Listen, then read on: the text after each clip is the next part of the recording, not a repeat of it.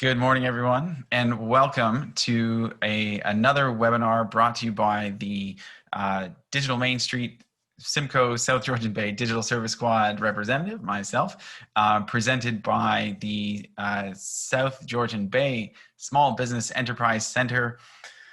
It's a mouthful, I know, but we're really excited to be here. We're talking about local SEO and Google My Business. One of the reasons why we titled it Local SEO is that I find when I'm working with people on search engine optimization, the topic can get very overwhelming, especially if you think in global terms. But when we hone in on more localized audience, the term search engine optimization can get a little simpler. You know, we can focus on some more direct, very localized kind of keywords and search terms that will be very effective for, you know, small, medium-sized businesses who have a more localized audience. So that's our focus today. And I'm going to get started with a screen share here to view the presentation.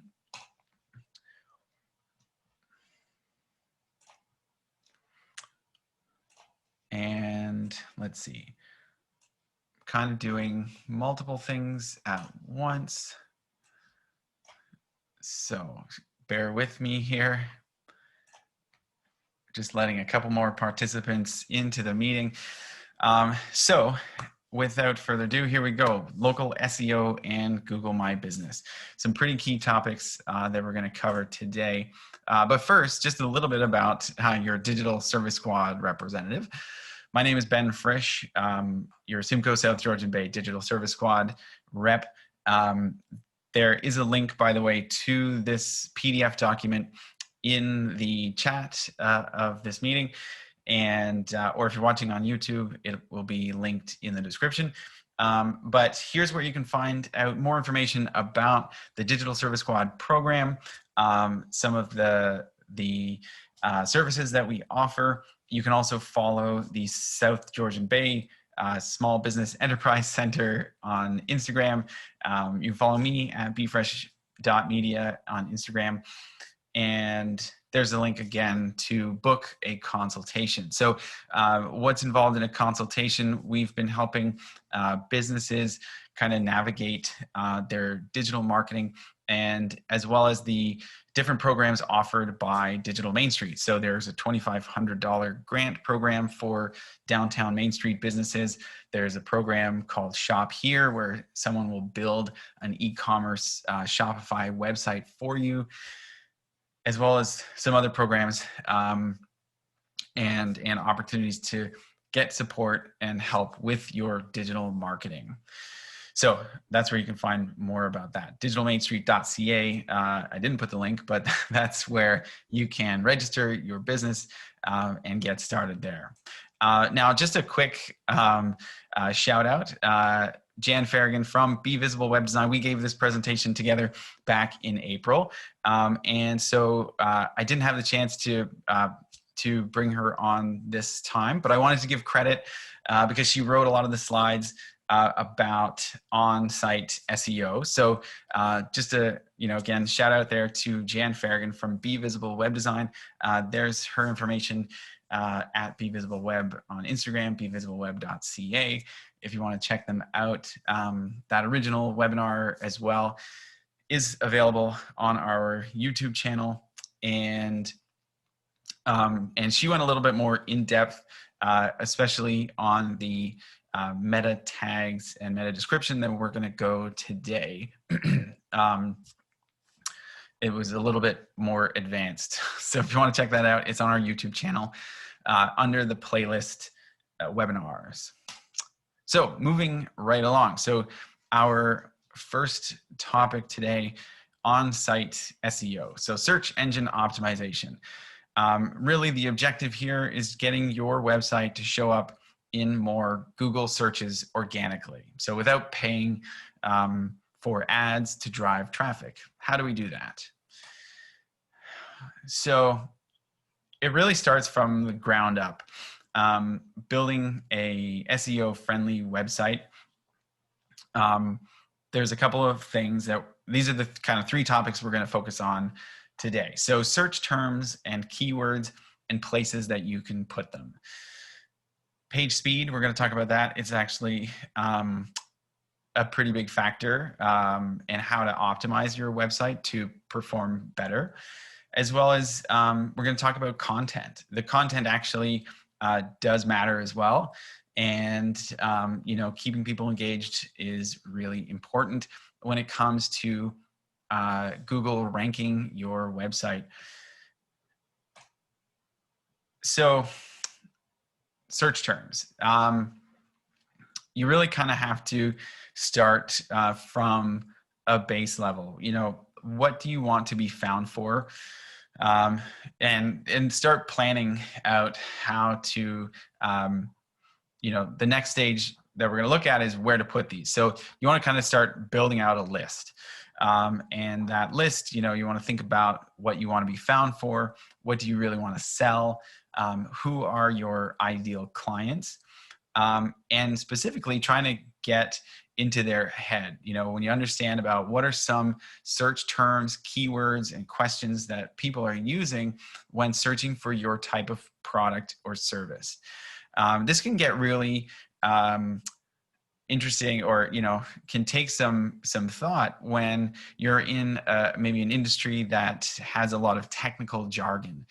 I was working with a naturopath not too long ago who is obviously a very technical person when it comes to medical terms, and the way he talks about symptoms or just body parts in general. And it's interesting, having to kind of take that that mentality and kind of flip it a little bit, where the general public, his target audience, they're not necessarily using the same, medical school level jargon, right? Or terminology. They're using more simple language.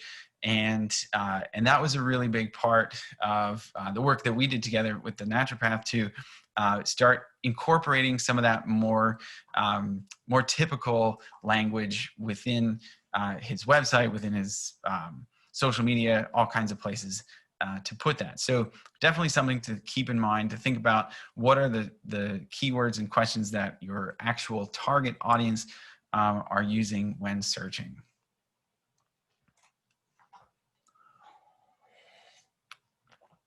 So once you have kind of a base level idea of some of these keywords and search terms, we always recommend building that out. And one way to do that is using Google's keyword planner.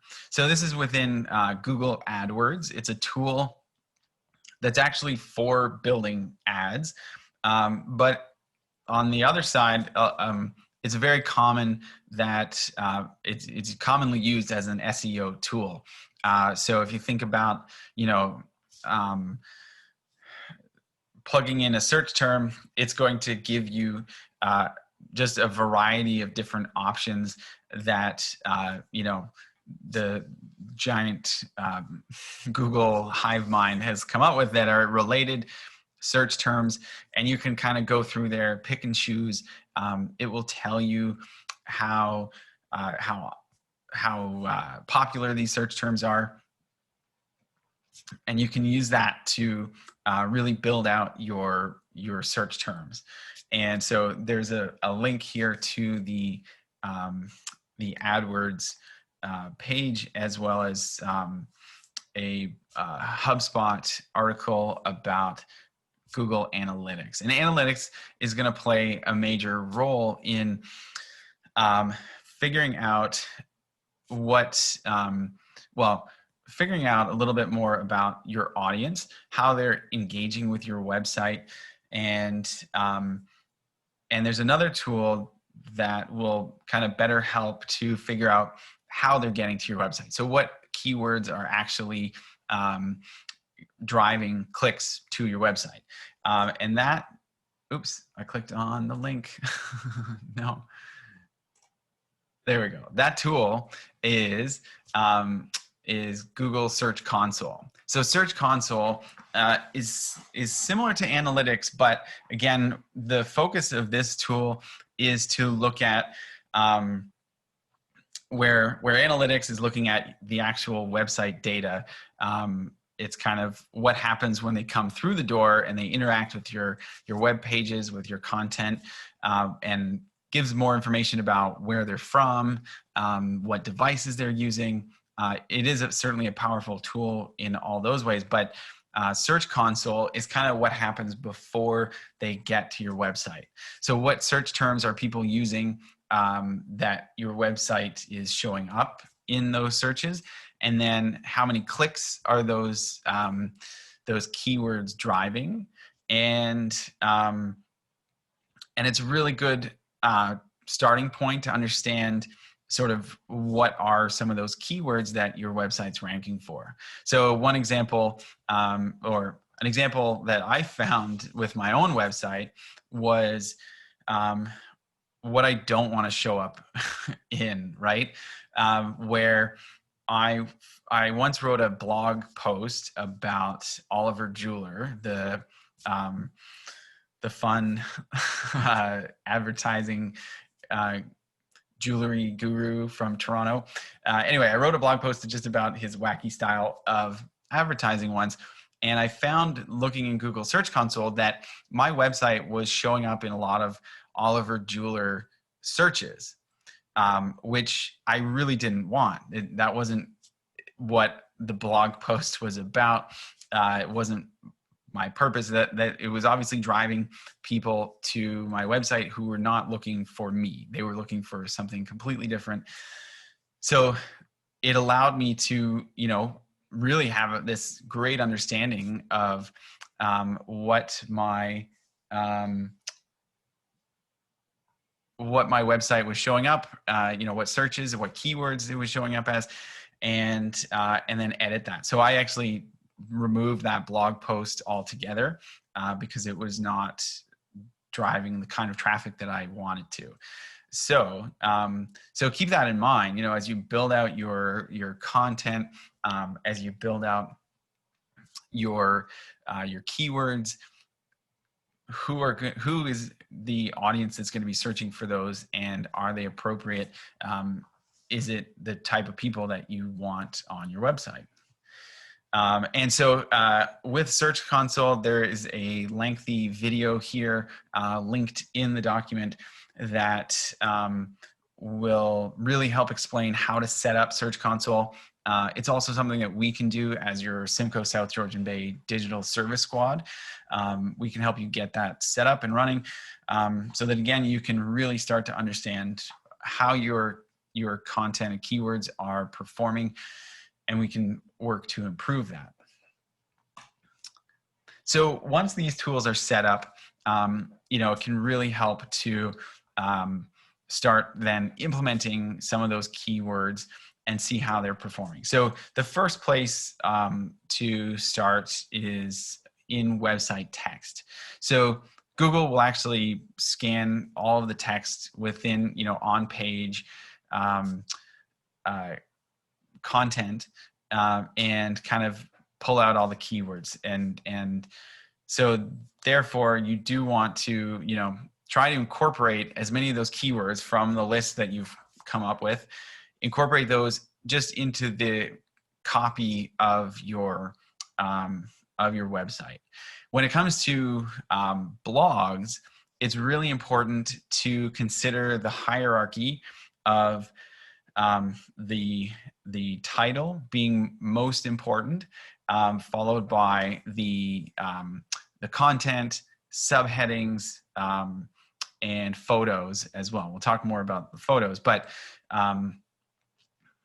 one example that I really like to use when it comes to that like on-page SEO is recipes. So when you look for a recipe online, most of the time, the website that you land on, it's probably like one of the top 3 searches that you search for. The title is probably very close, if not, exactly what you typed into Google, right? So let's say you type in like tomato soup recipe, or just like the best summer salad, right? Someone has thought of all of these possibilities and probably come up with several different different pages for a similar recipe, just to end up in more searches. And so when you look at that recipe page, you'll notice that, again, the title was pretty close to or bang on what you searched for. And then when you start reading the content, which there's always a ton of content, even though you're probably standing in the kitchen just scrolling up, being like, okay, just where's the recipe? Just get me to the recipe. But they're doing that because it is just, I always say, it's a master class in SEO, right? When you actually read that blog post about that recipe, all of those keywords are just like piled in there. And it's lengthy enough so that it's not just really repetitive with those keywords. So if you have a chance, the next time you're scrambling for dinner, notice those recipe websites and take some notes, because a lot of those things are very important, what they're doing to end up in the search. Oh, and just a warning as well, don't overuse the same terms throughout your site, or even throughout your blog post or pages. You want to mix things up enough that it's not noticeable. So when it comes to images are really important, and that's because images have a title, a caption, a description, as well as alt text. So alt text is what shows up in its place if the image doesn't show, or if someone, I believe if someone has a visual impairment and the website is being read to them, then that's what will be read. So it is important to keep in mind that you want to accurately describe what is in the photo, but if you can, use additional keywords there as well. You don't want to like stuff it full of keywords, just a string of keywords too much. Google doesn't really like that, to be honest. So you want to just, as I said, describe the photo in a very natural way, using common language, but also using some keywords where appropriate. And the more images that you put in your website will just allow you more options and opportunities to include those keywords, descriptions, and alt text.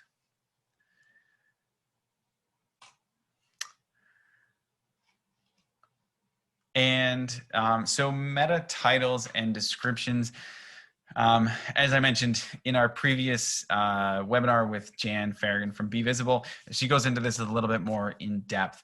But what I want to mention with that is that, so this is a screenshot from WordPress, and WordPress does have places to include those meta titles and descriptions. With a lot of times, that's where Google will pull your search listing from your meta description. So make sure that your website description is filled out. The term meta titles and descriptions is kind of old school, a bit of an HTML reference. So depending on your website system, it might not be called meta tags or meta description. It might just be called website description.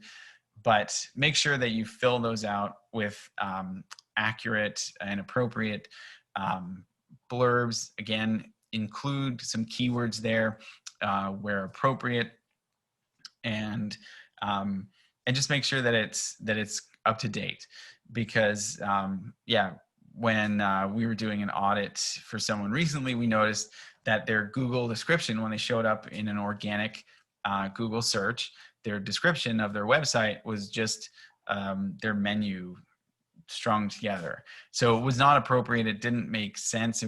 It didn't give, you know, an accurate description of what the website was or was about. So we figured probably the meta description or website description was maybe left blank, and when you leave that blank, it kind of leaves Google to scramble a little bit to figure out what to put in that place. So that's just one other reason to fill that out, to make sure that your listing looks good and has all the appropriate information that people searching for you would need. So when we talk about page speed, this is really important as well. So, and the reason being is that Google looks at a lot of different reasons for ranking your website. So a lot of it has to do with the content and the keywords, but also the performance of the website, because they know that if the website is slow, if it's lagging, if there's problems, people are going to just exit out of there. And that's not the goal of Google. Their goal is to have people find what they're looking for on your website. And they know that they found it because they're staying longer, they're interacting and engaging with the website. So they definitely take into account the speed of your website and ways that you can improve or optimize your speed. Number one, images tend to be a big bottleneck for a lot of websites. Especially nowadays, people are taking photos with their cell phones. And cell phones, believe it or not, I mean, take pretty huge sized photos, especially for web. They're way bigger than you need for a website. So a recommended size would be 1,500 by 1,000 at the high end. Or if you can go smaller, go smaller. JPEGs offer more compression with less quality, a little bit less quality, but PNGs are higher quality, but a little bit bigger in file size. So it's recommended that you use JPEGs as much as possible. If you have a photography website, for example, PNGs might be a better option just for that quality. However, I find for the most part, JPEGs give you the best balance between quality and file size to keep things, within reason in terms of that file size. When it comes to video, you want to really kind of limit the use of background videos. I know it can be attractive, especially for my business. Having a background video is really nice, but I found when I had one, it would play automatically and it would really lag and slow down the website. So it's much better to have a click to play button and not necessarily an autoplay video, especially in the background. One thing I like using is YouTube as a video player. So you can upload your video to YouTube. They handle all the compression, everything there, and then you can embed that video into your website. It tends to be a very effective method. And fun fact, you can also embed Facebook videos as well. So if you prefer Facebook as a platform, you can do exactly the same thing, embed those videos straight into a web page. Moving right along, integrations and plugins. So this is really common with WordPress users. If you have a WordPress website, oftentimes you have just a huge list of plugins that are running. It's often recommended that you delete any that are inactive or that you don't need, because it's just going to slow down the performance of your website. As well, good website hosting can really be a factor. So make sure if you're starting a new website, do some research, ask around. Maybe someone who has a website with certain website hosts, and the key there is to find a website host that offers great speed at a good price, and you should be good to go. And here are some links as well to Google's page speed insights, as well as Google mobile speed test. So there's a couple of these available on the web. These are two offered by Google, so they're very reliable. But essentially what they do is they just, you plunk in your URL, and they will run it through their speed test and give you a report on how that has performed. I will say that we do speed tests, specifically the mobile speed test, as part of our digital audits. And Google does have some very high standards. So, they say within 2.5 seconds, your website should load. But it's very rare that we come across a website that loads within that amount of time. So just wanted to add that caveat that, don't be too discouraged if your website only loads in 4 seconds. I think that's still pretty good. But where, their standards are under 2.5 seconds is considered a good loading speed for mobile. So if that's something that you're really concerned with, you can definitely, bring that report to your web developer. Hopefully they'll have a better understanding of that, because it does get pretty technical as to how to improve that performance. But it's good to know, in case your website is really slow, good to run those tests and potentially, address, even with some of these methods that we've outlined here, that can be, a good starting point to optimizing your web page speed.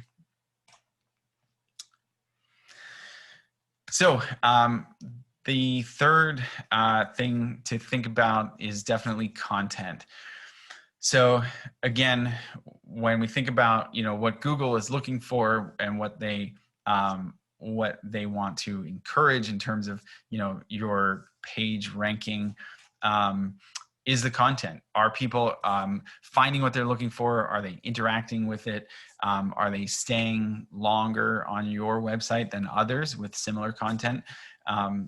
These are all factors, and also things that you can learn from analytics. So, if you want to know how long people are interacting on your website, or the average time people are spending, definitely make sure that your analytics is set up and check on that data. But that's where you have to ask yourself, who do you want to come to your website? What content will be useful and engaging? Going back to my example of the Oliver jeweler on my website, I realized this was driving the wrong kind of user to my website. So I got rid of that, and kept that in mind as I continued to develop my content strategy. And how can you make it easy to find and understand? And this is also a really important part of our digital audit that we do for businesses, where ease of use is critical. It's not just about having all the information there. It's about making sure that it's organized well and easy to find and navigate. Because if it all comes down to, if people can't find it easily, if they're getting confused, they're going to exit out and go to a different website. and Google's going to take that into consideration with your page ranking. I think the other thing actually about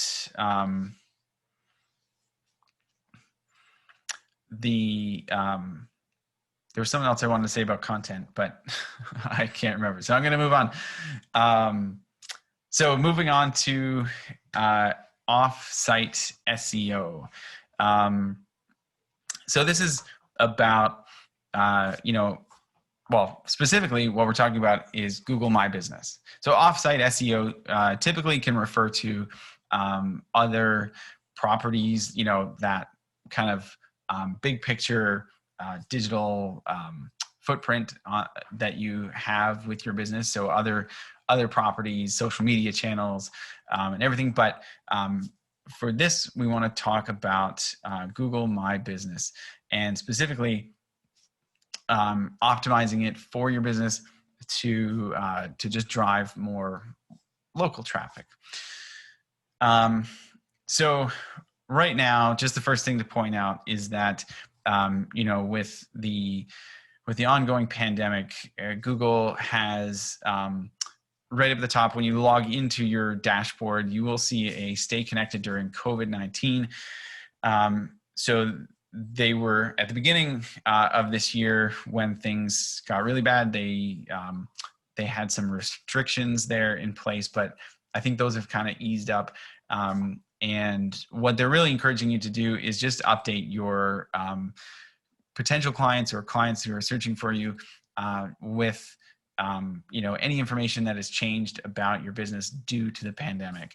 So specifically, they notice, updating hours is something that's really important, as well as just creating a post about, any new protocols you have in place. Are you open? How things are operating or how they've changed in light of this situation. But aside from that, you want to make sure that your profile is complete. There's a place to add a description. Again, your hours are really important. Your contact information, name, address, phone, everything matches. It's also really important that name, address, phone number matches other properties across the board. So, they want to make sure that your phone number is consistent where you are using it across multiple platforms. There's so much opportunity to add photos to your Google My Business listing. And a lot of times we see that businesses are not taking full advantage of that. So there's a cover photo. If your cover photo is just the Google Street View, that's just the default. It means you haven't uploaded any photos yet, and you should, because it's a great way to just give people a really good understanding of what your location is all about, what products you offer, your staff, all that kind of stuff. You can upload photos of your team, 360 photos. This is something that's really important as well.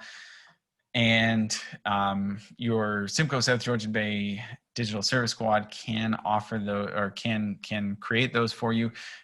Something that we are going to be promoting again, hopefully soon. But yeah, if you have the opportunity to upload more photos, or not if you do have the opportunity to upload more photos, definitely take advantage of that, and make sure they're good quality too.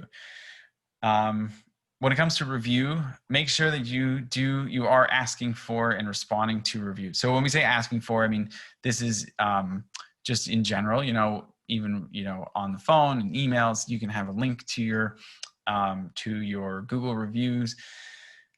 And it's important to respond to those. So even good or bad, we always say that, you want to be responding to those reviews, because it gives people the understanding that, there's a real person behind this listing, that they care about these reviews, they care about their customers, and And especially for a bad review, you want to, by replying with, positive action to resolve it, you're showing everyone else who's reading that you are, that you care, right?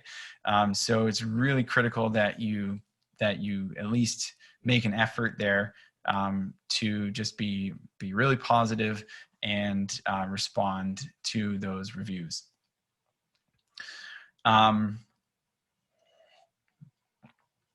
So adding products and services is fairly new as well. But if you have an e-commerce website, if you're selling products, here's another great opportunity to upload a couple of products. I don't recommend your whole catalog because people are just going to see, a handful of them. But it's a really great opportunity to post those products, give people some impression of what you sell, and they can click right on those products and they'll take them directly to that product listing. And that's the goal, right? If you have an e-commerce setup, you want to drive people in to look at that product, maybe shop around more, see what else you're selling. But think of your Google My Business as, the display window of your shop, right? People might be coming by, they see something in the window that they really like, and they end up coming in and spending more money on other things that they found just because you have such a great selection. I hope. And then posts are really important as well. So it's kind of like a social media feed, but it's a little bit more permanent in that your posts will kind of be there within your listing. People click on the post and they show up, in a feed that's just all of your posts. So it's pretty cool. There's different things you can put in there, offers, just what's new kind of update, and events. I know events are kind of tricky right now, but just before the pandemic, it was like I noticed that Google Events are really kind of they're taking on Facebook in that space where when you create a post that is an event for your business through Google My Business listing, Google has a new tool. When you search for events locally, it will show you a completely different view of those listings of events, and where they are, what times they are, and it's such a cool tool that was getting a lot more traction, I think, and giving a lot more exposure to events before COVID, of course. So just keep that in mind, as we get back into either live events or even webinars, online based events, you can still post them there. And it's a really great place to get exposure for that event, for your business and your website and everything else. So tons of information to make sure that it's filled out appropriately on your Google My Business listing. And just a little bit more about the COVID post, just in case things get worse before they get better. But just because this was here in the April, in the April webinar that we did, so I just left it just as to show, the COVID update is still available. So you can always go in there, make a post specific to what you're doing, your protocols, anything that's changing. And again, it's like putting a sign in your front window, on your door, to just let people know, here's how we're dealing, here's some things that have changed. So really important to keep that up to date.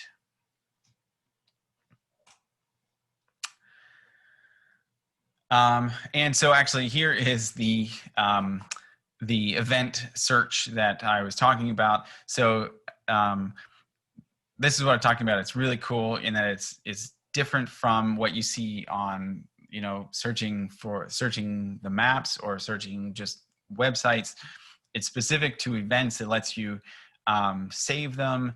It lets you search by, you know, day, today, tomorrow, this week, weekend, this month kind of thing. And it's just such a cool tool. And again, it's really taking on Facebook, who's kind of dominated that event space. So if you have any events, definitely be sure to put them on your Google My Business listing. And I believe they are still doing the $100 advertising credit. Definitely something to check out if you are interested in spending a little bit of money to advertise your business. You can claim it through your Google My Business listing, and it's a pretty easy setup to get that ad up and rolling. You also, so just kind of expanding the offsite SEO beyond Google My Business, we want to just think about some other directories that we want links to your website. So having those inbound links, they call them. So those are external pages that have a link to your website to bring people there. The more you have out online, the better. So anywhere you can set up a free directory, you want to take that opportunity. So places like Yelp, TripAdvisor, Shop Local, BIA chambers and websites. There's also the Collingwood Commons is a newer one, a local one here as well as your social media profiles. So, you know, your Facebook, Instagram, LinkedIn, Twitter, YouTube, and make sure that all those profiles have, you know, the links to your website. They have all the same, as we said, the same information, contact that is everywhere, so that, you know, it's all consistent. It's a little bit of, you know, branding consistency there, but it's also about just usability, making sure that people can find you and that nothing's out of date, everything's correct. That's all really, really important stuff. And reviews. So there are lots of other places to ask for reviews. From, you know, TripAdvisor. Facebook has, they changed theirs to recommendations, which is a little bit different, but you can still go to someone's someone's Facebook page and leave a recommendation or a review. So again, you can, you know, be as proactive as you can on that front. Send people links to those places where they can review you. Be forward, ask for that review, and don't forget to reply as well. And so lots more resources and training from Digital Main Street. Here's the website, digitalmainstreet.ca. Again, your Simcoe South Georgia Bay Digital Service Squad team is ready and able to help you with, number one, we're doing digital audits, and this consists of really kind of diving into your website properties and your social media, your Google My Business listing, and we look at, you know, a series of best practices, and we apply that to all of your properties and give you a summary of recommendations on how to improve these.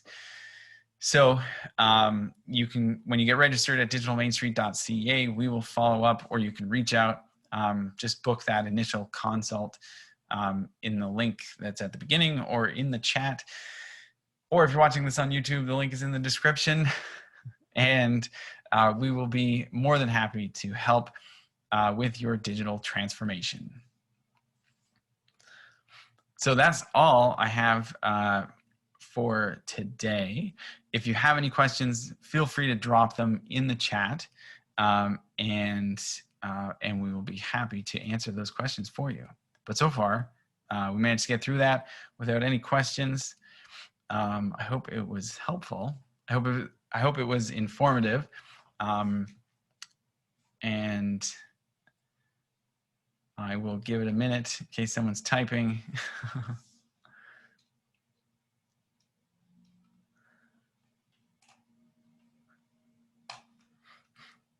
Just a lot of thank yous. You're welcome, everyone.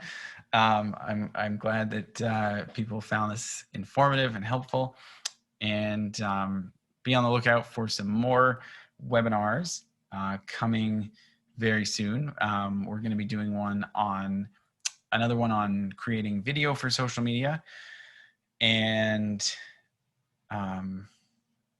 if you have any suggestions for topics that you'd like to be covered, definitely, you can leave them in the chat. You can direct message us on Instagram, on Facebook, and we'll be happy to explore those opportunities. So if there are no other questions, then I will just like to take this opportunity to say thanks again.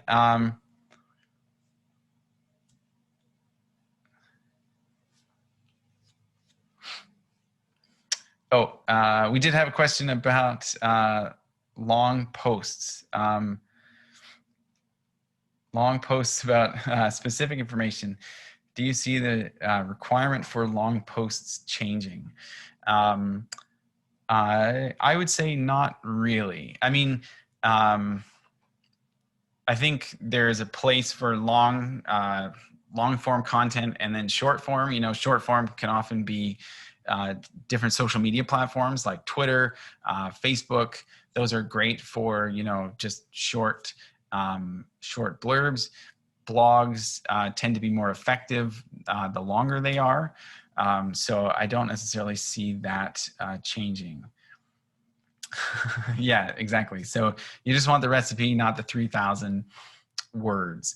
I don't know that will really change. But certainly it comes down to usability, right? Where there is a balance between too much content and, if people are not finding what they're looking for, they're bouncing out. And as I said before, that doesn't do good things for your search ranking. So you definitely want to keep that in mind. And so there's another question, link for YouTube meta tags.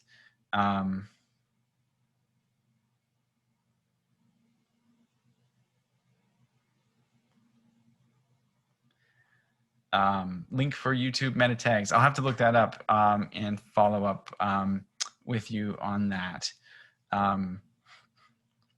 Yeah, I think that's it for the questions. Have a great day, everyone, and thanks for joining us. Once again, this webinar brought to you by the Small Business Enterprise Center and your Simcoe South Georgian Bay Digital Service Squad. Have a great day. Be in touch if you have any other questions or need help. We'll be happy to assist you. Take care. We'll talk to you soon.